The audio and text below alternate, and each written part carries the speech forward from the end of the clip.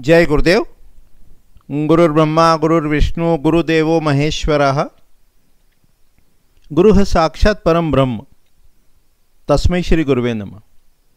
अर्चनी वंदनी प्रातः स्मरणी परम पूजनी गुरुदेव के चरणों में बारंबार वंदन कर आरंभ करते हैं। सम्रांगण सूत्रधार ग्रंथ का अध्ययन चल रहा है। राजा भोज द्वारा रचित ये जो ग्रंथ है इसके 6 अध्याय देख चुके हैं।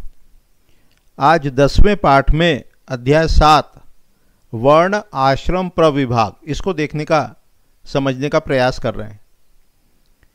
वास्तुशास्त्र के ग्रंथ में सम्रांगण सूत्रधार में वर्ण व्यवस्था का वर्णन है। 4 वर्ण बताए, ब्राह्मण क्षत्रिय वैश्य और शूद्र। आश्रम का वर्णन है, विभिन्न आश्रम बताए। और ये जो वर्ण व्यवस्था है ब्राह्मण क्षत्रिय वैश्य शूद्र, इस ग्रंथ में और भगवत गीता में भी भगवान ने कहा है कि मैंने लोगों की प्रवृत्ति के अनुसार, उनकी प्रकृति के अनुसार ये वर्ण व्यवस्था का विभाग किया है।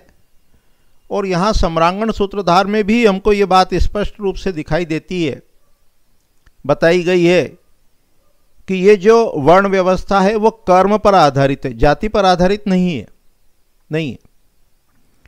और वास्तु में जब अपन स्टडी करते हैं, देखते हैं, समझते हैं, जानते हैं, तो अपने को एक और बात स्पष्ट होती है कि एक ही प्रकार का वास्तु सबके लिए नहीं बताया।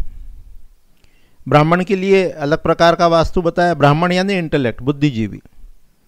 एडमिनिस्ट्रेटर का वास्तु डिफरेंट होगा, वैश्य का वास्तु डिफरेंट होगा, और जो सर्वेंट्स हैं, शूद्र हैं, उनका वास्तु अलग प्रकार का होगा। तो इस अध्याय में, अध्याय 7 में अपन वर्ण व्यवस्था को देखेंगे, आश्रम व्यवस्था को देखेंगे, इनके सिम्टम्स, इनके लक्षण, इनके गुणों को जानेंगे और इनके कर्तव्यों को भी देखने का, समझने का प्रयास करेंगे। और वास्तु में ये जो वर्ण व्यवस्था है, इसी के आधार पर अपन जो है वो वास्तु करते हैं। वास्तु के ग्रंथ में यही बताया है। तो पहले श्लोक में बताया, उसके बाद ब्रह्मा जी देवताओं के साथ राजा पृथु को लेकर मनुष्यों के दुखों को दूर करने के लिए आए। ब्रह्मा ने लोगों से कहा, राजा पृथु, यह राजा पृथु देवताओं के राजा इंद्र के समान तुम्हारा राजा होगा। ये दुष्टों के लिए दंडकारी हैं, दंडधारी हैं, दंड को देने वाले हैं, इनका प्रभाव लोकपाल के समान जानना।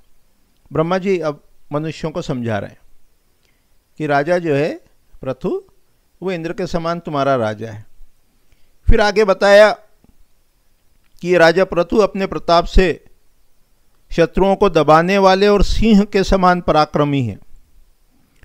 तुम लोगों के आधिपत्य के लिए मैंने राजा पृथु का राज्याभिषेक किया है। यह राजा सज्जनों की रक्षा करेंगे, रक्षा करने वाले हैं, और दुष्टों का उन्मूलन करने वाले हैं, और जीविका अर्थात आजीविका का भी ये भय को दूर करेंगे। इस प्रकार यह राजा तुम्हारे होंगे। मेरी आज्ञा है कि आप लोग इनके शासन में रहें, राजा पृथु के शासन में रहें। यह राजा आप लोगों के लिए 4 वर्ण और 4 आश्रम, 4 वर्ण ब्राह्मण क्षत्रिय वैश्य शूद्र, और 4 आश्रम ब्रह्मचर्य, गृहस्थ, वानप्रस्थ और संन्यास, इसकी व्यवस्था करेंगे।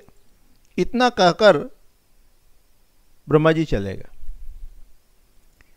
और लोग राजा पृथु को पाकर राजा पृथु से बोले, हे राजन, हम लोग बहुत दुखी हैं और आप हमको दुख से बचाइए। हे पृथ्वीपति, कल्प वृक्ष और देवताओं ने हमें छोड़ दिया है। वो अपन पिछली इकाई में, पिछले पाठ में देख चुके हैं कि पहले उनकी चेतना सतोगुणी थी, धीरे धीरे चेतना के स्तर में गिरावट हुई, और वो जो कल्प वृक्ष था वो विलुप्त हो गया, चला गया। तब कहते हैं कि द्वंद्व के क्लेश से हमारा मन दुखी है। बस ये जो सारा क्लेश है वो द्वंद्व का है, द्वंद्व यानी ड्वेल, 2।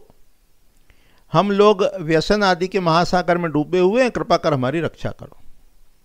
अब राजा पृथु क्या कहते हैं? राजा पृथु कहते हैं कि देखो, तुम लोग डरो नहीं, सुख से रहो, तुम्हारे दुख को मैं दूर करूंगा और सुख का उपाय करूंगा। अब आश्रम व्यवस्था आरंभ हुई। राजा पृथु ने उसके बाद 4 वर्ण और 4 आश्रम का विभाग किया। लोगों की रुचि के अनुसार, उनके नेचर के अनुसार उनको डिफरेंट कैटेगरीज में डिवाइड किया। जो लोग वेद में रुचि रखने वाले थे, अच्छे आचरण वाले थे, जिनका इंद्रियों पर पूरा नियंत्रण था, कंट्रोल था, जो विद्वान थे, पवित्र थे, उनको कहा कि तुम ब्राह्मण हो। और इस प्रकार से उनके धर्म बताए, यज्ञ करना, दान लेना व देना, अध्ययन और अध्यापन, इन तीनों के धर्म यज्ञ करना, अध्ययन करना, दान देना, ये क्षत्रिय और वैश्य के समान रखे। जो लोग शूरवीर से उत्साही थे, शरण में आने वाले की रक्षा करने में समर्थ थे, शारीरिक रूप से मजबूत बलिष्ठ थे, लंबे चौड़े थे, क्षत्रिय बनाया, उनको क्षत्रिय कहा गया। और इनके धर्म बताया, वीरता, लोक संरक्षा, उद्यम। इसके अतिरिक्त ये शुभ फल देने वाले थे। वैश्य को कहा कि देखो, जिनकी स्वाभाविक निपुणता, एक्सपर्टीज धन अर्जन के प्रति है, जिन्हें अनुराग है, प्रेम है, जो श्रद्धालु हैं, कुशल हैं, दयावान हैं, ऐसे लोगों को वैश्य बनाया। और चिकित्सा, कृषि, व्यापार, स्थापत्य, पशुपोषण, ये वैश्य के धर्म हुए और कर्म भी तेजस हुआ। जो लोग ऐसी कैरेक्टरिस्टिक्स नहीं रखते थे, जिनका बहुत अधिक आदर भी नहीं था, पवित्र भी नहीं थे, थोड़ा क्रूर कर्म करते थे, धर्म में रत नहीं थे, उनको कहा कि ये शूद्र की कैटेगरी में जाएंगे। और कारीगरी, पशुपोषण, 3 वर्ण की सेवा करना, इनको कहा कि भाई ये तुम्हारा कार्य होगा, ये तुम्हारा धर्म है। इसके अतिरिक्त आश्रम बनाए। तो राजा पृथु ने ब्रह्मचर्य, गृहस्थ, वानप्रस्थ और संन्यास, ये 4 आश्रम का प्रविभाग किया। तो पहले जो अपने को बताए गए वर्ण, 4 वर्ण, ब्राह्मण, क्षत्रिय, वैश्य, शूद्र, उनको आज के समय में अपन कह सकते हैं इंटेलेक्ट, बुद्धिजीवी। अध्ययन, अध्यापन, मनन, चिंतन, दान लेना देना, सात्विक प्रवृत्ति जिसकी है वो इंटेलेक्ट है, ब्राह्मण। जो स्वाभाविक रूप से एडमिनिस्ट्रेटर हैं, उनको आप क्षत्रिय कह सकते हैं। जो बिजनेसमैन हैं, उनको वैश्य कह सकते हैं। और जो सर्वेंट्स क्लास 4th कैटेगरी में है, उनको जो अपन ट्रीटमेंट देंगे वो शूद्र वाला देंगे। उसके बाद आश्रम व्यवस्था की। ब्रह्मचारी कहा, गुरु की सेवा करना, भिक्षा प्राप्त कर भोजन करना, व्रत का पालन करना, यज्ञ करना, स्वाध्याय करना, अभिषेक कराना, ये ब्रह्मचारी के धर्म निश्चित हुए।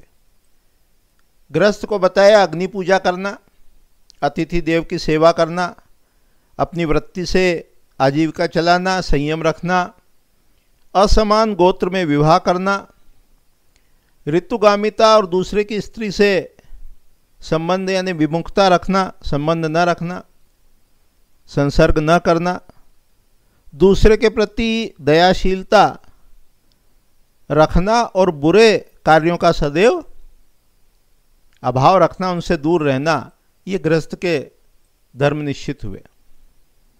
वानप्रस्थी के कहा, अतिथि देवता का पूजन, ब्रह्मचर्य का पालन, वन में निवास, छाल व मृग के चमड़े के बने हुए वस्त्र धारण करना, जटा व चीर रखना, पृथ्वी पर सोना, निराहार व्रत और नियम से शरीर को सुखाना, बिना जोती हुई बोई हुई भूमि में जो चीज़ें उगती है उसका भोजन करना और वन में रहना। इस प्रकार से ये वानप्रस्थ के लक्षण बताए, धर्म बताए।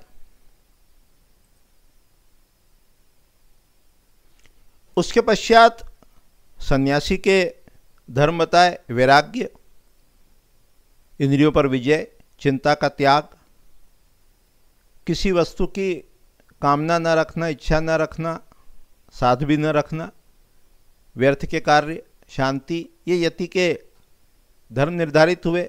ठीक इसी प्रकार शिष्य के धर्म भी बताए। क्षमा करना, गुरु के अधीन रहना, पवित्रता, स्वाध्याय और व्यवहार में शुद्ध रहना, ये शिष्य के धर्म हुए। स्त्री के धर्म बताए, मन, वचन व शरीर से पवित्र रहना, पति की सेवा करना, क्षमा, पति जिनका पूजन करता है उन व्यक्तियों का आदर करना, सदैव शुद्ध रहना, ये स्त्री के धर्म हुए। इस प्रकार से राजा पृथु ने वर्ण और आश्रम का विभाग किया। 4 वर्ण बनाए, 4 आश्रम बताए और शिष्य के और स्त्री के भी धर्म या कर्तव्य बताए। इनके कर्म की वृत्तियों को भी अलग अलग प्रकार से प्रतिपादित किया। जो लोग अपने धर्म में स्थित रहेंगे दोनों लोक में सुख पाएंगे, और जो मोह के कारण उल्लंघन करेंगे, अपने धर्म का पालन नहीं करेंगे, तब राजा पृथु कहते हैं मैं यम के समान क्रुद्ध होकर उनका नियंत्रण करूंगा। इस प्रकार राजा पृथु ने लोगों को कहा, अपनी जीविका के लिए अपने अपने कर्म में लगे रहने पर यदि आप लोग ऐसा कार्य करेंगे तो मैं खेटक, ग्राम, वैश्म और पूर्व की रचना करूंगा। इतना कहने के उपरांत विशाल पराक्रमी राजा पृथु ने ऊंची नीची पृथ्वी का अपने धनुष की कोटि से साधन किया। उसको क्या करा कि वो समतल किया। इससे दुखी होकर पृथ्वी गाय बन गई। उसके बाद ब्रह्मा जी के आदेश से संसार के कल्याण के लिए अनाज का दोहन किया। पर्वतों और नदियों के बीच समतल किए स्थान पर पुरादि का निर्माण किया। इस प्रकार से राजा पृथु के द्वारा हल के अग्रभाग से ज्योति हुई पृथ्वी वर्षा के आने पर धान्य सहित हुई। हे वत्स, इस प्रकार मैं पहले तुम्हें पहला जो राजा हुआ उसकी उत्पत्ति के बारे में, उद्भव के बारे में बताया। इसके बाद मैंने तुम्हें धर्म सहित आश्रम व वर्ण के भेद को बताया, साथ ही कृषि कर्म को भी बताया। अब देश विभाग और भूमि विभाग को पूरी तरह सुनो। इसको जो है वो अध्याय 8 में देखेंगे। तो इस प्रकार से इस अध्याय में वर्ण, आश्रम, प्रविभाग नामक जो 7वां अध्याय है उसमें हमने देखा, समझा, जाना कि वास्तु जो होती है वो वर्ण के अनुसार होती है। जो भी आकार को डिसाइड करेंगे, लेंथ और विड्थ का रेशियो रखेंगे, इंटीरियर में जो कलर स्कीम्स रखेंगे और अन्य जो प्लानिंग करेंगे वो वर्ण व्यवस्था के आधार पर करेंगे। तो यही वास्तु का रहस्य। अभी इतना ही कह के वाणी को विराम देते हैं। आगामी पाठ में विषय को और आगे बढ़ाएंगे और अध्याय 8 को देखने का, समझने का प्रयास करेंगे। जय गुरुदेव, जय गुरुदेव।